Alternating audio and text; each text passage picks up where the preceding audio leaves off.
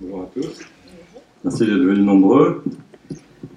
Très bien. Alors, on va parler de l'actualité de la maladie d'Alzheimer. Bruno, j'ai fait le coup de demander s'il y avait quelqu'un qui avait un trouble de vue. D'accord. Très bien. D'accord. Très bien. Donc, l'actualité, je vais vous la présenter en, je crois, 8 points.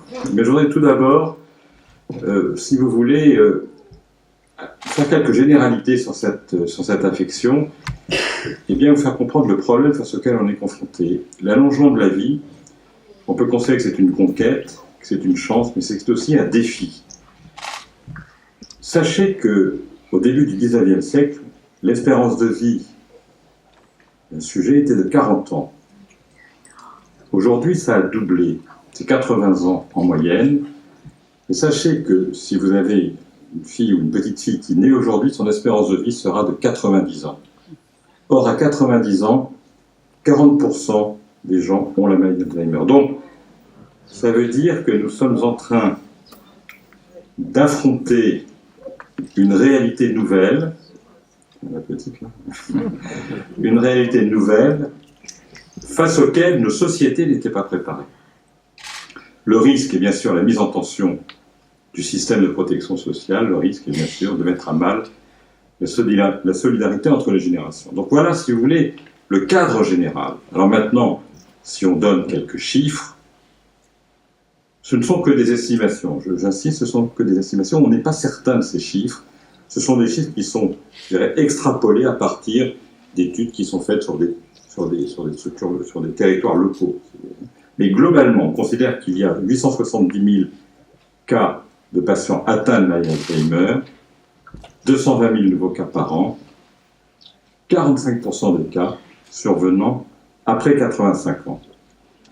Alors avant de parler de l'actualité, je voudrais, si vous voulez, clarifier un certain nombre de points, parce que généralement, les gens nous posent souvent ces questions-là. La maladie d'Alzheimer est-elle génétique? Je pense que beaucoup d'entre vous se posent la question, parce que nous avons tous dans nos familles des aînés qui ont eu la maladie d'Alzheimer ou qui l'ont, pour la bonne raison que je vous expliquais avant, c'est que l'allongement de l'espérance de vie fait que maintenant les aînés arrivent à l'âge où cette maladie devient fréquente.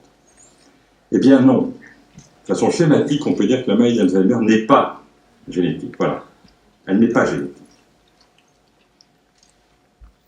Sauf dans 0,3% des cas. C'est-à-dire que dans 99,7% des cas, cette maladie n'est pas génétique. Et même dans les cas où elle est génétique, elle est toujours très particulière. Elle survient alors avant 45 ans ou 50 ans. Les gens meurent dans les 3 ou 4 ans qui suivent.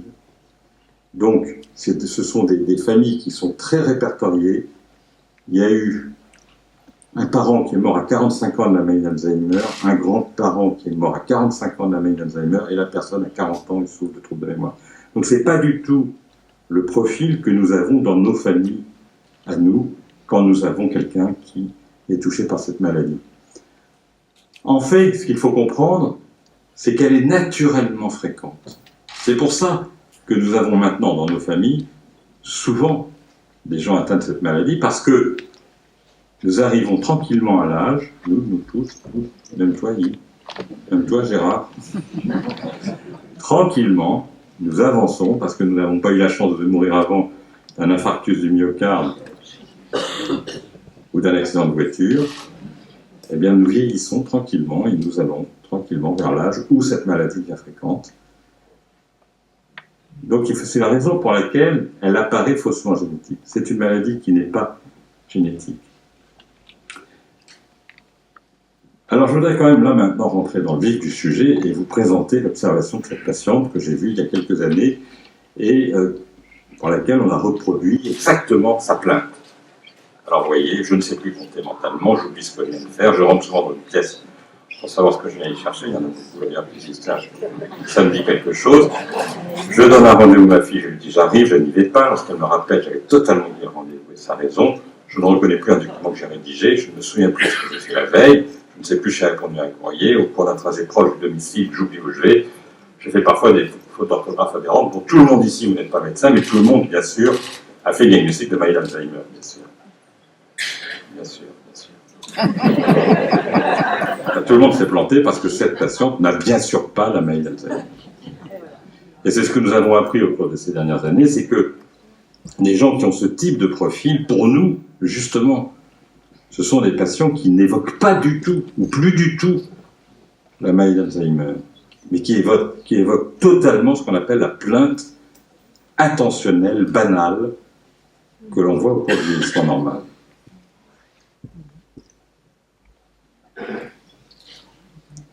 Nous l'avons démontré, ça. Nous l'avons démontré, c'est un petit peu de science, mais c'est pas compliqué à comprendre. Vous avez, vous voyez, sur la gauche, un barème qui va de 0 à 180, et qui, si vous voulez, est un barème d'intensité de la plainte. Donc quand on est à 100, 120, on est très très très plaignant. Et quand on est à 0 ou à 20, on n'a aucune plainte.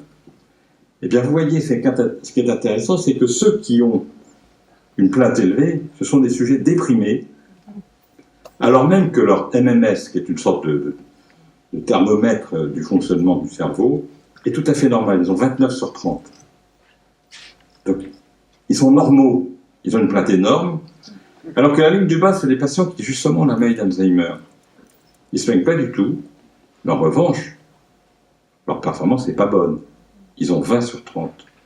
Dans ce test. Donc vous voyez, le paradoxe, ce sont ceux qui se plaignent le plus qui n'ont pas de troubles et ceux qui ne se plaignent pas qui ont des troubles. Ce qui m'avait fait dire, il y a quelques années, plainte mémoire ne signifie pas maladie d'Alzheimer, et là je vais dire la fameuse phrase qui détend toujours l'atmosphère et l'ambiance, plus on se plaint de sa mémoire, moins on a de risques d'avoir une maladie d'Alzheimer. Voilà. Tous les coups, ça marche. Donc là, ça va. Jusque-là, ça va. Vous êtes rassurés. Alors la suivante, elle est moins intéressante. Enfin, celle qui vient après celle-là. Vous allez comprendre pourquoi. Parce que, et là maintenant on rentre dans l'actualité. Enfin, c'est une actualité qui est déjà vieille, puisque ça fait 100 ans qu'on connaît ces lésions. Mais enfin, là on rentre vraiment dans le dur. Je vais vous parler de la maladie d'Alzheimer vraiment. Alors premièrement, il y a un certain nombre de notions que je veux que vous connaissiez, parce que c'est important de bien connaître pour combattre. Premièrement, les lésions de la maladie sont connues. C'est pas n'importe quoi la maladie d'Alzheimer, c'est pas le vieillissement. C'est une maladie qui se caractérise par des lésions que l'on identifie dans le cerveau des patients. Marie-Claude Potier vous en a parlé juste avant.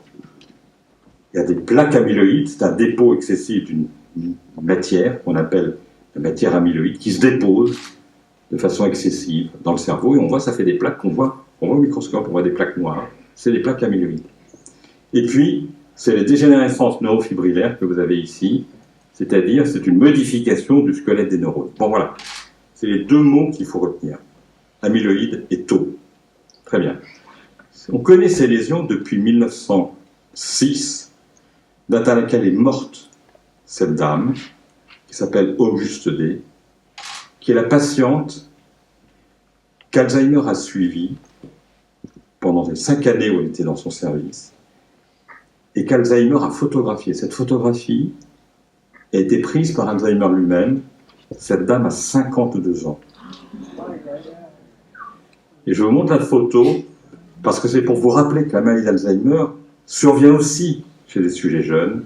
Et nous, en tant que neurologues, ici, à la Salpêtrière, on voit des patients jeunes et très jeunes. Ce matin, je suis en consultation, c'est pour ça que j'arrive un petit peu en retard, et ce matin, j'ai vu une patiente de 58 ans qui est atteinte d'une maladie d'Alzheimer déjà assez avancée.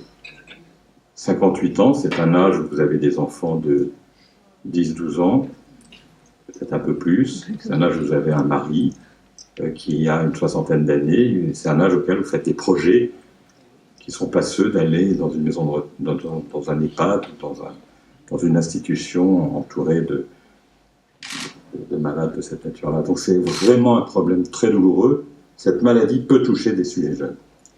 Alors voilà, là on arrive à la diapo qui n'est pas très agréable, c'est un mauvais moment à passer. Mais il faut que je vous explique exactement ce que ça représente, parce qu'on en est là aujourd'hui. Vous avez sur ce schéma, ici, le pourcentage, enfin l'âge, je dirais plus exactement, l'âge auquel les gens ont naturellement des lésions de la maladie. Je vous explique, c'est un peu compliqué. Ce sont des travaux qui ont été effectués notamment par l'équipe du docteur Potier, de Charles Buykert, le professeur Hauve, de toute l'équipe de la Salpêtrière, et qui étudie les cerveaux de gens décédés de toute autre cause. Accident de la route, traumatisme crânien, noyade, infarctus. Ces gens arrivent parfois à l'hôpital et finalement meurent à l'hôpital et on étudie leur cerveau. Ce sont des gens normaux sur le plan cognitif. Et que voit-on? Eh bien, on voit qu'à 47 ans, la moitié des personnes ont déjà une des deux lésions de la maladie d'Alzheimer. 47 ans.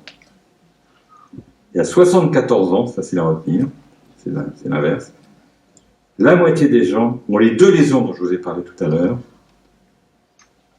plaque amyloïde et tau. Ça veut dire que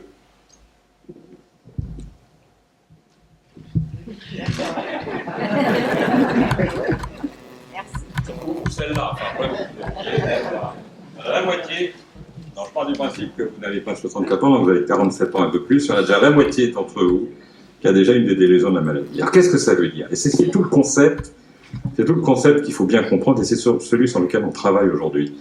Ça veut dire que, alors même qu'on ne connaît pas aujourd'hui la cause de la maladie, je vous ai expliqué qu'on connaît, et Marie-Claude Potier vous l'a montré, ce qu'on appelle la cascade biologique. A qui entraîne B, qui entraîne C, qui entraîne D, etc. Jusqu'au premier symptôme. Et que cette période, qu'on va appeler présymptomatique, avant les symptômes, est une période qui peut durer très longtemps. 15, 20 ans peut-être, peut-être plus. Donc ça veut dire que pendant 15 ou 20 ans, on a les lésions qui s'installent à bas bruit, et qu'il y a un découplage entre l'altération de la structure et le maintien de la fonction. J'ai peut-être les lésions de la maladie, mais je fonctionne encore normalement parce que j'ai des systèmes de compensation. Et avec Ivagil, on a travaillé il y a de nombreuses années sur ces systèmes de compensation dans une autre maladie. Mais je vais vous les résumer. Il y a moins de neurones, mais ils travaillent plus. Ils compensent une sorte de plasticité. Ils compensent les conséquences de l'altération de la structure en maintenant un niveau de fonctionnement. Et donc, peut-être qu'un certain nombre d'entre nous avons en ce moment des lésions qui sont présentes, et peut-être qu'il y a un dysfonctionnement neuronal qui s'installe, mais qui va être compensé par le système de compensation dont je viens de vous parler. Et puis, un jour, soit parce que le système est saturé, soit parce qu'il y a un facteur endogène, exogène, qui fait qu'il va y avoir une décompensation. Alors c'est parfois au réveil d'une anesthésie générale pour un addome de la prostate, c'est très classique. C'est parfois à l'occasion d'une infection pulmonaire, c'est parfois à l'occasion d'un deuil, et à ce moment-là, les familles nous disent « Non, mais c'est apparu brutalement, je vous assure, c'est apparu... » Je me rappelle très très bien, il est allé se faire opérer sa prostate, et puis il s'est mis à un réveil un peu confus, et puis après, c'est depuis ce moment-là qu'il a eu la maladie. Pour nous, c'est pas ça. C'est pas une maladie qui s'installe brutalement. C'est une maladie qui était là, latente. Vous voyez le concept? Elle était là, latente, et elle s'est révélée brutalement à l'occasion d'un épisode intercurrent. Donc, deuxième notion, deuxième actualité, les lésions apparaissent tôt dans le cerveau relativement tôt, on va dire, dans le cerveau des gens. Troisième notion, ça c'est très intéressant pour nous et on peut contribuer à travailler sur ce concept-là. On connaît maintenant la progression des lésions. On sait qu'elle débute ici, dans cette petite région qui s'appelle l'hippocampe. Alors l'hippocampe, pour faire simple, et de façon un peu très schématique, un peu triviale, c'est ce que j'appelle le péage de l'autoroute des souvenirs. Tout ce que nous voyons, tout ce que nous vivons, tout ce que nous entendons, tout ce que nous lisons, tout ce que nous voulons apprendre et retenir, est envoyé comme un ballon de rugby vers l'hippocampe pour être mis dans l'autoroute des souvenirs. Quand vous avez une maladie de l'hippocampe, quand le péage est bloqué, l'information est perçue. Et quand il faut qu'elle soit envoyée, quand il faut qu'elle soit transformée en trace de mémoire, quand il faut transformer le percept en mémoire, eh bien là, ce bras qui transforme l'information, on parle de transcodage, qui l'encode dans un langage de neurones, ce bras ne fonctionne plus. Et donc, l'information n'est pas gardée dans le disque dur, c'est le syndrome de la toile cirée, ça glisse. Donc ce sont des gens qui ont des informations dans leur sac à souvenirs, parce que tout au long de leur vie, leur mémoire a fonctionné, mais qui ne peuvent plus en mettre de nouveau. Vous comprenez? Donc ce sont des gens qui, paradoxalement, ont une bonne mémoire des faits anciens, mais qui ne se rappellent pas ce qu'ils ont fait la veille. Et c'est très douloureux quand on voit ces familles, et là, le conjoint qui dit, écoutez, et on comprend très bien, ça ne va pas être bien grave, ça ne va pas être bien grave, il se rappelle, sa mémoire elle est excellente, il se rappelle même du nom de sa maîtresse d'école. Vous voyez, sa mémoire est bonne. Et à ce moment-là, on pose la question qui tue, est-ce qu'il se rappelle ce qu'il a fait hier? Non, mais d'accord, il se rappelle, mais il se rappelle bien de... Eh oui, et c'est ça le problème. Parce que sa mémoire, c'est évident, elle a toujours fonctionné, sinon il ne serait pas là où il est. Mais ce qui est inquiétant, c'est qu'il ne se rappelle pas ce qu'il a fait la veille. Alors, je vais dire vous non plus. Mais parce que, quand je dis qu'il ne se rappelle pas ce qu'il a fait la veille, il ne se rappelle pas de choses signifiantes, qui ont un sens pour lui. La visite d'un ami cher, le deuil d'un collègue, etc. Des choses qui doivent marquer. Et s'il n'imprime pas cette information, ça, c'est significatif. Vous avez compris la différence? Très bien. Alors, quatrième actualité, qui est une actualité extrêmement importante pour nous en tant que chercheurs, les lésions dans le cerveau de la maladie d'Alzheimer peuvent être visualisées du vivant des patients. Ça, c'est une découverte qui, pour nous, a complètement changé d'abord notre capacité de diagnostic, puisque maintenant on peut affirmer le diagnostic en visualisant ces lésions. On ne le fait pas systématiquement. Hein. C'est quand il y a des cas très précis pour lesquels on veut absolument avoir l'information, on peut le faire. Et vous voyez ici la grille de lecture. À gauche, vous voyez, vous avez la barre. Quand c'est bleu, c'est froid. Et quand c'est rouge ou violet, c'est très chaud. Et vous avez ici un sujet contrôle, vous voyez. Eh bien, vous voyez pas la flèche, pardon. Le sujet contrôle, eh bien, vous voyez là, à gauche, c'est bleu. C'est bleu, ça veut dire qu'il n'a pas de lésion. Mais à droite, vous avez un patient qui a AD, Alzheimer disease, qui a la maladie d'Alzheimer. Vous voyez que c'est jaune, et même c'est rouge devant, vous voyez, dans la région frontale, ou dans la région temporale. Merci beaucoup. Dans la région ici temporale, vous voyez.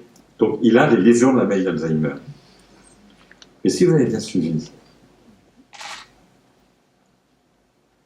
on peut voir les lésions de la maladie.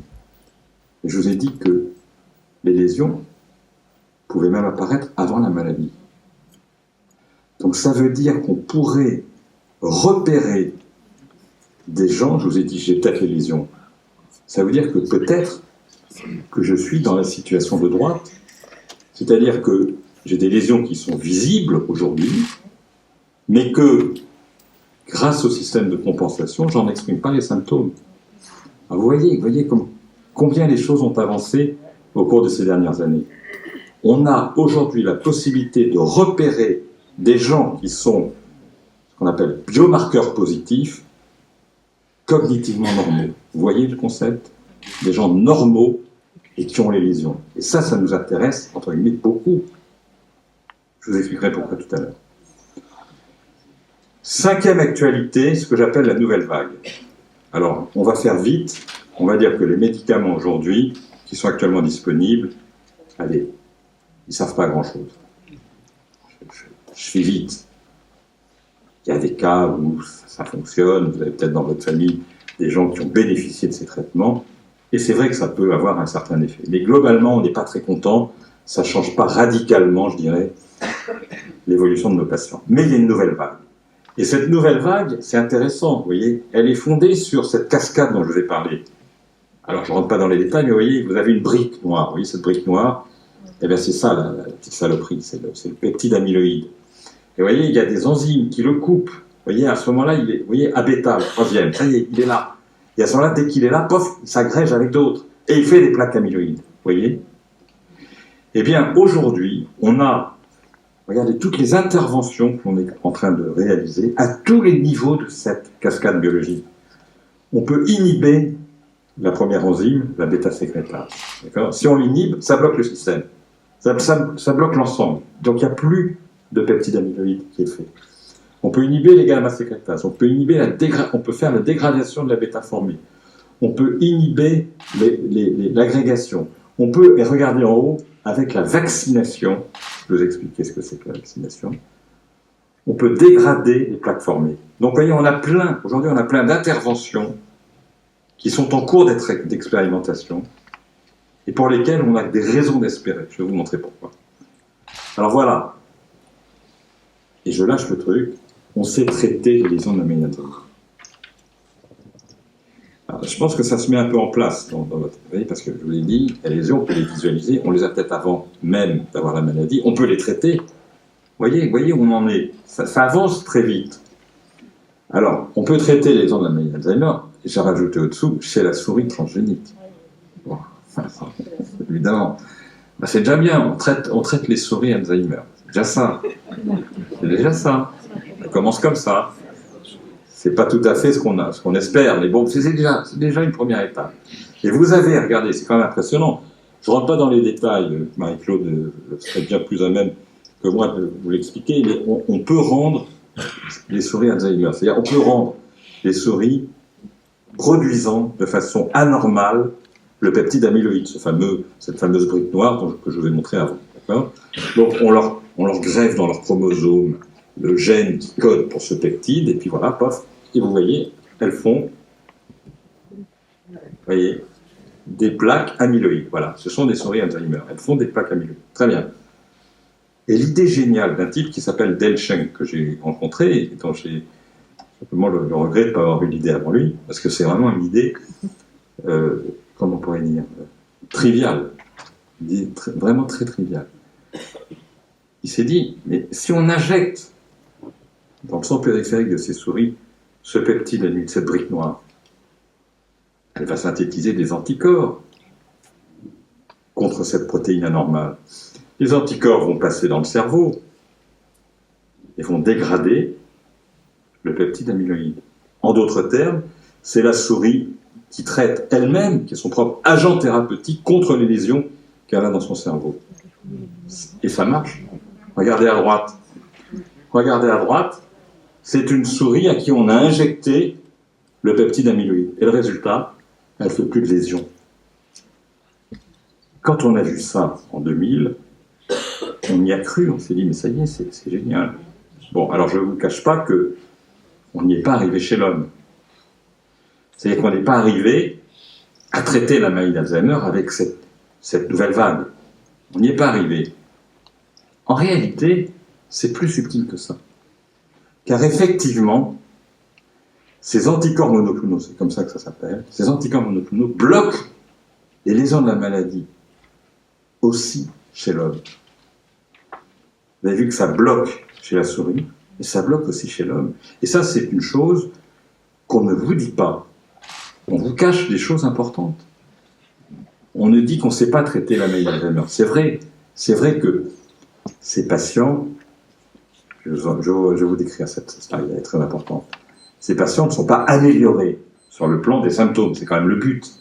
C'est pas traiter des lésions, c'est traiter des symptômes, on est bien d'accord, c'est traiter la maladie.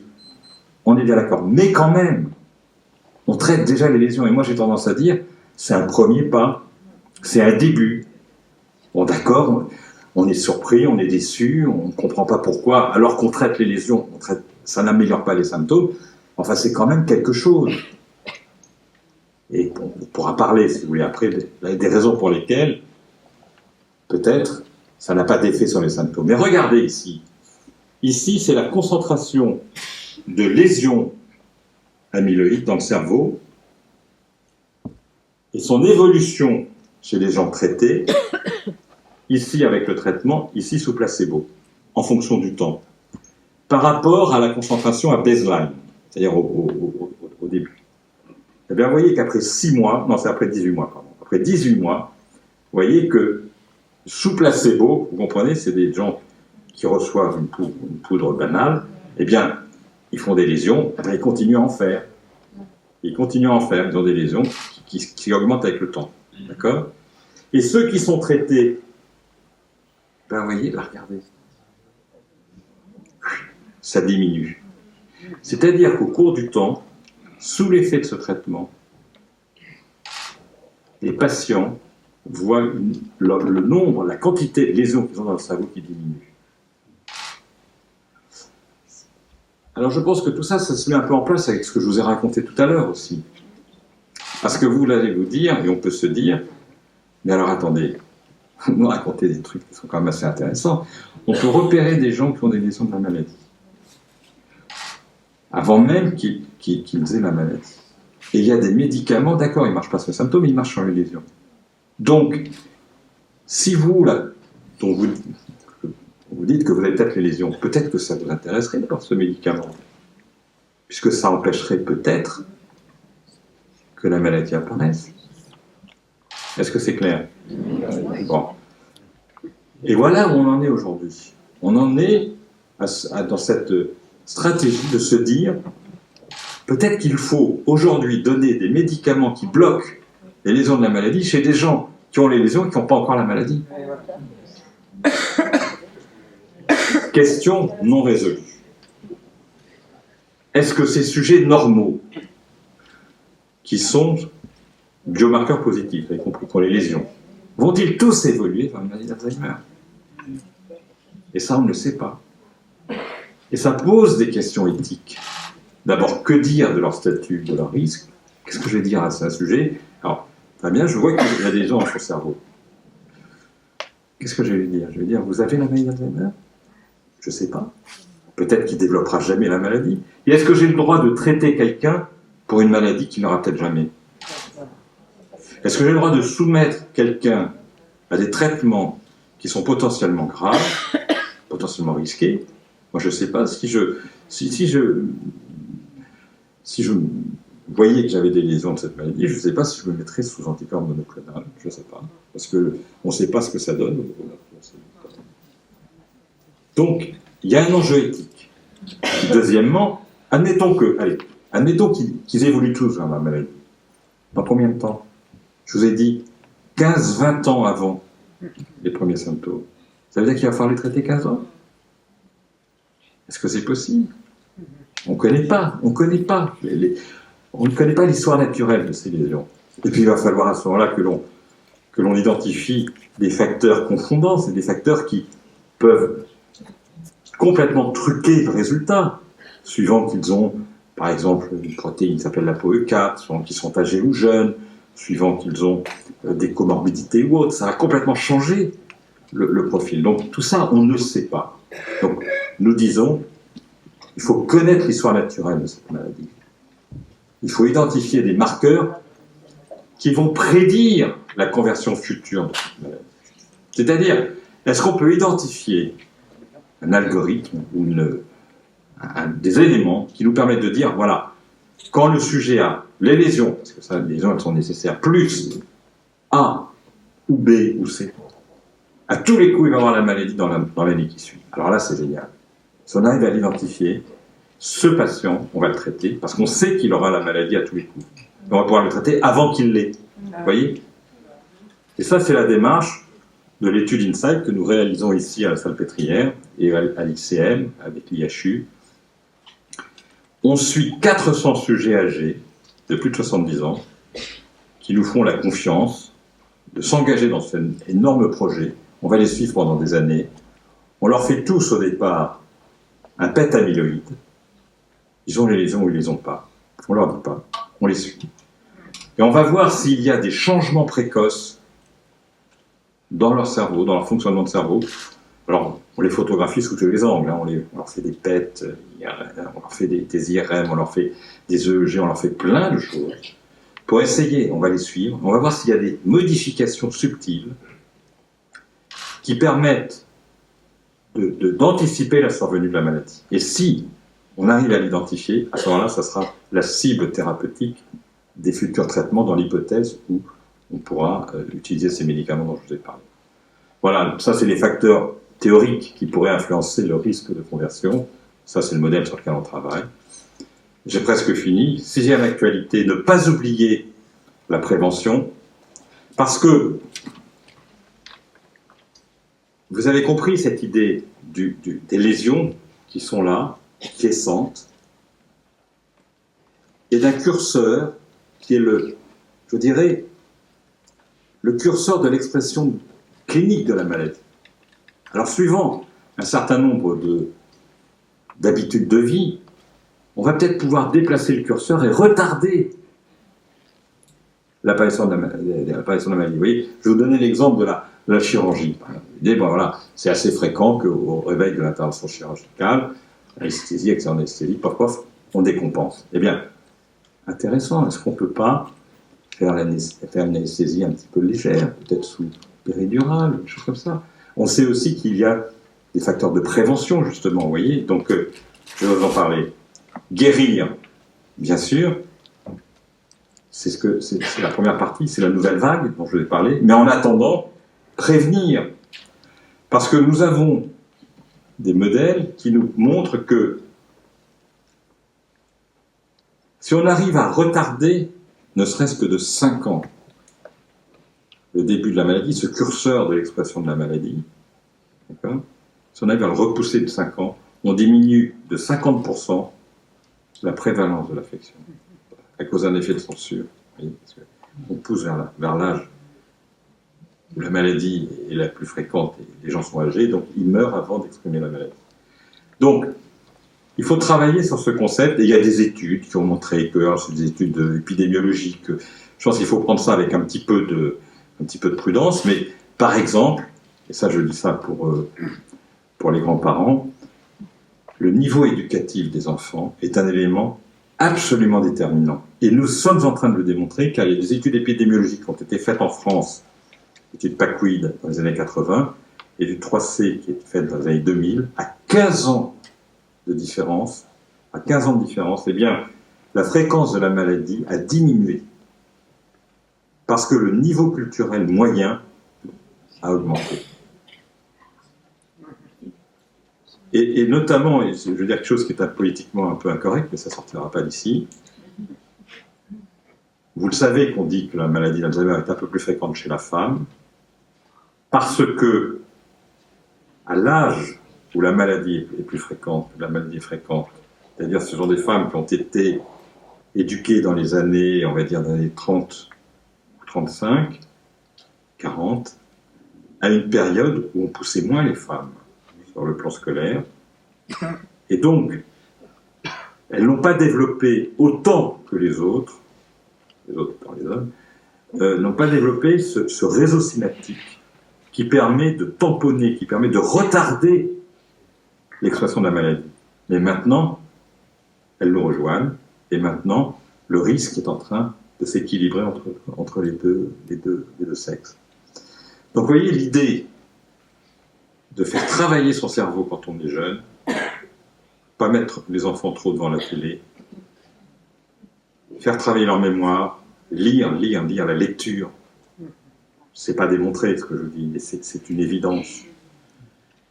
Et ça va développer ce réseau synaptique qui permet de retarder l'effet des lésions, et donc retarder l'entrée dans la maladie. Donc ayez bien cette idée en tête, vous voyez, d'un curseur qu'on va déplacer dans un sens ou dans un autre.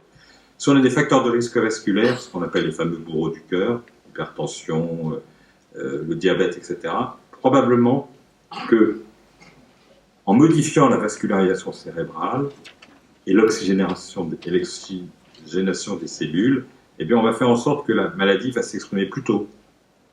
Ça ne veut pas dire que la maladie d'Alzheimer est une maladie vasculaire, mais ça veut dire qu'il y a des facteurs parallèles, des facteurs latéraux qui vont influencer la date d'expression de la maladie. Vous voyez? Alors donc, niveau éducatif, ça c'est évident.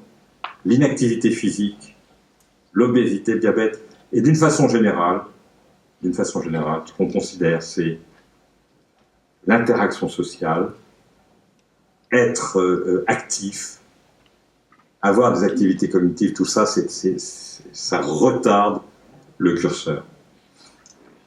Et ça a été montré, regardez, dans une étude par Vemuri, c'est intéressant, c'est que, vous voyez, là vous avez les lésions ici, là vous avez, je dirais, la moyenne d'expression de la maladie.